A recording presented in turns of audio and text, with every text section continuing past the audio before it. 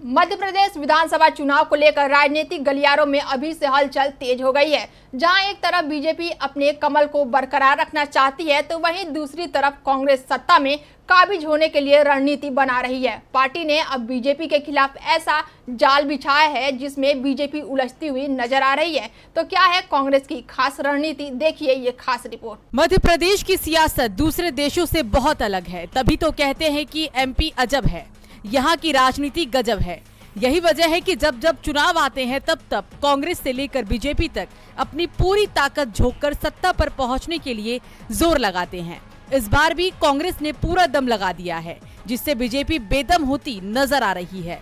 दरअसल बीजेपी सरकार ने अनेक जनहितैषी योजनाएं लॉन्च की है, तो वहीं हाल ही में अभी मुख्यमंत्री हवाई तीर्थ दर्शन योजना और लाडली बहना योजना ने भी बीजेपी की सरकार का ग्राफ काफी ऊंचा उठा दिया था। लेकिन बीते कुछ दिनों से बीजेपी इन योजनाओं की ब्रांडिंग भूल कांग्रेस के आरोप प्रत्यारोपों में उलझ कर रह गई है। जहां एक तरफ बीजेपी कांग्रेस की प्लानिंग में उलझ रही है, तो वहीं दूसरी तरफ बीजेपी अंदरूनी कलह की वजह से भी खासी परेशान है।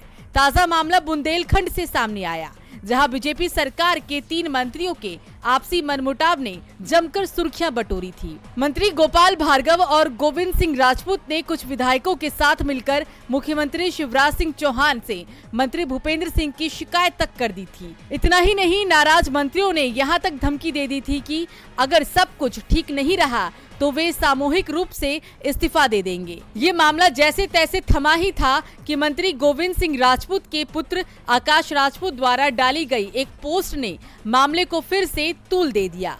हालांकि बाद में इस पोस्ट को डिलीट कर दिया गया था। बीजेपी सरकार के मंत्रियों में जहां मनमुटाव उभर कर बाहर आ रहा है, तो वहीं बीजेपी के सांसदों की भी आपस में नहीं बन रही है। मामला गुना क्षेत्र का है, जहां सांसद केपी यादव और केंद्रीय मंत्री ज्योतिरादित्य सिंधिया का मनमुटाव आए दिन बाहर निकल कर आ रहा है। अब ये मनमुटाव बीजेपी के लिए परेशानी का सबब बन गया है। देखना होगा कि पार्टी कैसे इसे खत्म करती है।